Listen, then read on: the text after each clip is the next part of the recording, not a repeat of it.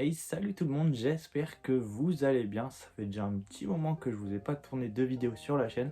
Il y a plusieurs raisons pour ça. Alors déjà, premièrement, j'avais changé de travail, donc je fais plus vraiment le même travail. Maintenant, je travaille dans les livres. Je suis bouquiniste, je l'ai changé fin novembre, début décembre. Donc entre le changement de boulot aussi qui m'a pris pas mal de temps pour m'y habituer, j'ai préféré ralentir le rythme des vidéos, voire même l'arrêter jusqu'à reprendre un petit peu un rythme assez correct. Et puis aussi, il y a eu les fêtes de fin d'année.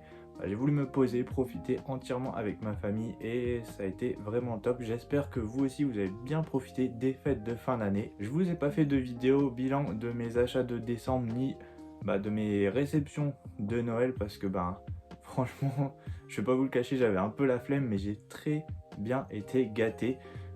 Je vous mets une petite photo ici pour voir la pile de mangas que j'ai eu et franchement j'ai de quoi lire. Et j'ai vraiment été gâté, ça c'est clair. Donc sans vraiment aucune pression, je reprends tranquillement petit à petit le rythme des vidéos en tout cas. J'aime bien faire le bilan de mes achats manga et je pense que ça vous plaît, vous aimez bien regarder ça en général sur YouTube. Donc tranquillement, et ce mois-ci vous verrez que j'étais plutôt raisonnable. Je me suis un peu concentré sur les sorties manga et j'ai fait un petit peu quelques achats par-ci par-là, mais je trouve que j'étais assez raisonnable, vous me direz ça dans les commentaires. Donc maintenant, ma trêve de blabla, je vais vous présenter tout ça par maison d'édition, comme d'habitude. Et on commence avec Mangetsu, je me suis pris le tome 14 de Aoashi, donc le dernier tome sorti en date.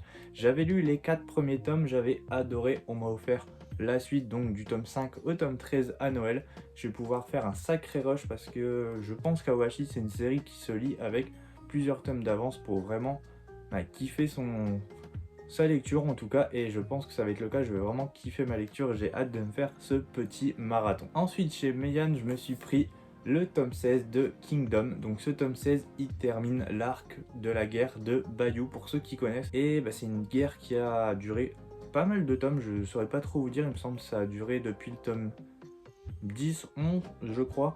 Et avec ce tome 16, moi je m'étais arrêté au tome 15, j'avais pas la suite pour l'instant. Et c'était assez frustrant quand je suis arrivé au tome 15.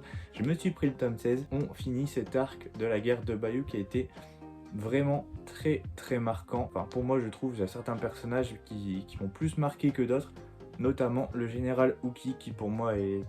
c'est un monstre quoi, c'est une armoire à glace. Le type il a... c'est le charisme à lui tout seul je trouve. Vous me direz, vous qui lisez Kingdom, ce que vous en pensez du général Uki. Moi au début je le trouvais assez fourbe, pas hyper intéressant, genre peut-être le premier, deuxième tome, mais plus les tomes avançaient avec cette guerre, je le trouve vraiment incroyable. C'est limite l'un de mes personnages, voire même mon personnage préféré dans l'univers de Kingdom. Et lisez Kingdom aussi parce que c'est vraiment incroyable, on est vraiment plongé dedans et au bout de 16 tomes, je redemande encore tellement c'est incroyable. Chez Kurokawa, je me suis pris un peu plus en retard le tome 10 de Spy X Family. Spy X Family, je suis un petit peu plus dubitatif sur la série depuis quelques tomes, et je pense que la communauté en général, en tout cas la communauté manga de Spy X Family, sont un petit peu plus du même avis que moi. On a beaucoup trop d'hors-série sur la série justement, qui fait pas vraiment avancer l'histoire principale, et ça c'est un petit peu saoulant, parce que s'il faut attendre 3 tomes pour avoir une petite avancée dans l'histoire, c'est cool, mais on aimerait un peu plus que ça avance. Et là avec moi ce tome 10 c'est une réussite, une bonne réussite, une bonne surprise, parce qu'on en apprend plus sur le passé de Twilight et je trouve super intéressant. Après à voir avec la suite de la série au tome 11 si on va pas nous faire un tome encore full HS qui va être un petit peu saoulant, donc à voir. Mais en tout cas ce tome 10 je l'ai vraiment bien apprécié. Chez Glénat, je me suis pris le tome 22 de Tokyo Revenger, donc qui conclut en quelque sorte le possible dernier arc qui aurait pu avoir et qui en ouvre un dernier. Il me semble que ça ouvre justement le dernier arc prévu pour Tokyo Revengers. Moi j'ai beaucoup aimé comment ça aurait pu se terminer Tokyo Revengers. Il aurait pu très bien s'arrêter là selon moi, selon beaucoup de personnes aussi. Après, j'ai pas du tout été spoilé par la vraie fin, justement qui a lieu dans 10 tomes je crois. Donc je sais pas du tout ce qui va se passer. C'est un petit peu casse-gueule sur ce quoi il se lance, après à voir comment il va le tourner. Mais si ça s'était arrêté là, Tokyo Revengers, j'aurais vraiment kiffé. Après je peux très bien kiffer la fin qu'il va nous proposer, mais ça aurait pas du tout été choquant qu'il s'arrête au tome 22. Chez Kiyun, je me suis pris le tome 6 de Frieren, donc voilà, je comble petit à petit mon retard. Ça y est, c'est le dernier tome sorti. Je me suis arrêté aux 2 premiers tomes, j'avais lu les 2 premiers tomes, et j'ai eu les tomes 3, 4 et 5 à Noël, et du coup je me suis pris 6, comme ça je pourrais me faire un petit marathon. Donc j'ai hâte de voir ce que Frieren va nous réserver par la suite parce que j'avais beaucoup apprécié les 2 premiers tomes. Ensuite je me suis pris le tome 10 des Carnets de l'apothicaire en version collector, donc avec sa jaquette réversible, si j'arrive à vous montrer hop l'original que voici, et la jaquette ici collector. Franchement je saurais même pas vous dire laquelle je préfère, les deux je les trouve vraiment très belles. Mais de toute façon, enfin, les jaquettes de cette série sont vraiment toutes magnifiques. Mais ça fait toujours plaisir d'avoir une jaquette alternative, une jaquette en plus. Moi je trouve que c'est un des bonus qui me pousse à acheter un collector. Et ben, en plus de ça, il n'y avait pas que la jaquette collector, il y avait en plus de ça un petit goodies. Il y avait une toile à l'effigie des Carnets de l'apothicaire. C'est vraiment un objet hyper sympa. C'est vraiment une vraie toile, un vrai petit tableau que vous pouvez exposer dans votre décor. Et je trouve très qualitatif. En tout cas, moi je trouve que c'est un très beau collector. On l'attendait depuis un moment, ce tome des Carnets de l'apothicaire, et je ne l'ai pas encore lu, mais j'ai hâte de me replonger dans les histoires de Mao Mao. Ça fait 4-5 mois je crois qu'on l'attend, mais en tout cas c'est toujours un plaisir de suivre l'histoire de Mao Mao. Et enfin chez Kiun, on termine avec le tome 18 de Jujutsu Kaisen. Donc Jujutsu Kaisen, c'est vraiment toujours une série que j'apprécie toujours autant, même si parfois on sent que l'auteur s'en mêle un peu les pinceaux. Enfin pas qu'il s'en mêle un peu les pinceaux, mais des fois c'est un petit peu dur de le suivre sur certains points. On peut parfois se perdre avec tous les personnages et toutes les informations qu'il y a, mais enfin je trouve ça toujours aussi plaisant à lire. Et là on démarre un nouvel arc après l'arc de Shibuya, ça va être l'arc de Tokyo si je dis pas de bêtises, et je pense que ça va être autant incroyable, voire même peut-être plus meurtrier ou peut-être plus destructeur que l'arc de Shibuya.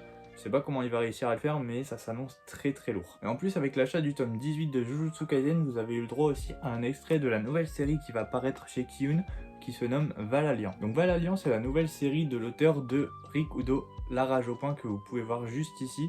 Donc c'est vraiment un manga que j'ai adoré, c'est peut-être l'un des mangas que je préfère au monde, en toute subjectivité, hein, mais j'ai vraiment adoré cette série de par ses dessins, de par son histoire, mais aussi par son personnage qui est bien écrit je trouve. Et bah, il me tardait justement de découvrir la nouvelle série de cet auteur, donc là c'est vraiment un tout autre univers. J'ai pu le lire et franchement bah, moi je suis assez conquis par ce premier chapitre. Donc on retrouve un samouraï qui va être réincarné dans le Valhalla. Donc le Valhalla c'est vraiment dans la mythologie nordique, là où se retrouvent tous les meilleurs guerriers du monde. Ils vont donc devoir se battre pour ensuite former une élite de guerriers, et donc on va retrouver des soldats romains, des soldats grecs, enfin des soldats de toutes les époques. Ça s'annonce quand même très lourd et les dessins sont vraiment sublimes, tout comme dans Rikudo. Donc j'ai hâte de me procurer justement ce premier tome qui est prévu pour le, si je dis pas de bêtises, pour le 2 février, donc très bientôt. Chez Crunchyroll, je continue Mashle avec l'achat du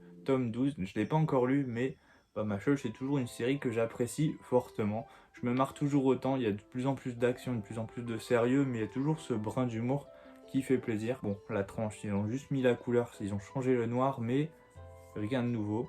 Mais bon, ça, il fallait s'y attendre. Mais bon, j'ai hâte de lire le tome 12 de Mashle pour voir comment ça évolue. Et on arrive, mine de rien, petit à petit vers la fin de Mashle. Et obligatoirement, je me suis pris directement à sa sortie le nouveau one-shot de Fujimoto, Adieu Eri. Donc j'adore vraiment Fujimoto, tout ce qu'il a fait, Chainsaw Man, Fire Punch. J'adore vraiment Fujimoto, enfin tous ses travaux je les ai adorés.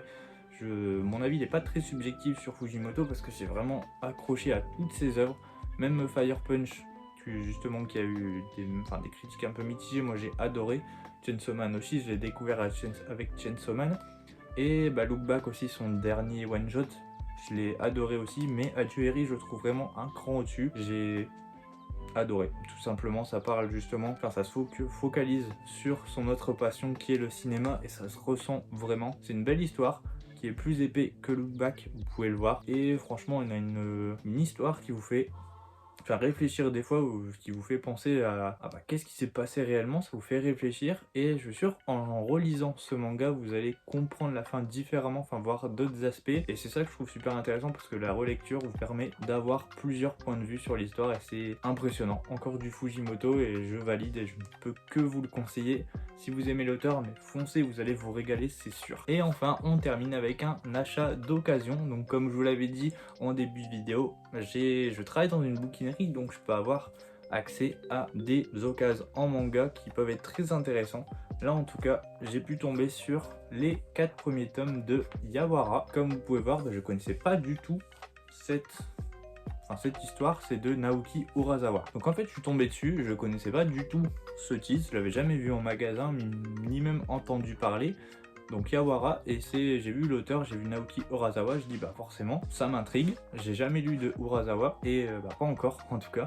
Et j'ai demandé conseil à ma communauté, mais il y en a pas mal qui sont divisés sur cette œuvre, il y en a qui trouvent ça génial, enfin ça change de l'ordinaire, et il y en a qui trouvent ça un petit peu lassant, répétitif. Et donc du coup je me suis dit bah pourquoi pas, vu le prix auquel je les ai payés 12-13 euros je crois les 4 tomes, alors qu'un tome ça vaut 15 euros. Je me suis dit bah on fonce, au moins je pourrais me faire mon propre avis. Et en tout cas c'est une très belle édition, elle est en grand format, elle est aussi grande que les Perfect de Full Metal Alchemist, et ben ce sera dans ce cas-là mon premier Urasawa, et j'ai hâte de découvrir. Donc ça a pour thématique le judo, donc dites-moi dans les commentaires si vous connaissez ce titre, et si vous le connaissez dites-moi ce que vous en pensez. Mais au moins je me suis dit que c'est une très belle occasion de pouvoir découvrir ce titre de Urasawa. Et voilà, on en a terminé avec mes achats manga du mois, donc quasiment que des sorties, je me mets à jour, à part une ou deux exceptions. Voilà, c'est principalement, je trouve que j'ai été assez sage, je me suis mis principalement à jour, bon, sauf Yawara, mais c'était une très belle occasion. Et bah dites-moi vous ce que vous avez acheté ce mois-ci, si vous avez été raisonnable ou pas. Et bah si t'aimes ce genre de contenu, n'hésite pas à liker et à t'abonner pour ne pas louper justement les prochains contenus en rapport avec le manga, que ce soit achat manga, review manga, ou alors peut-être défi sur les mangas. Bientôt il y aura peut-être ma présentation de la Mangatech, bientôt, je promets rien, mais ça risque d'arriver dans pas très longtemps, donc je vous présenterai plus en détail toute ma Mangatech qu'il y a ici. Et sur ce, je vous dis à la prochaine pour de nouvelles vidéos.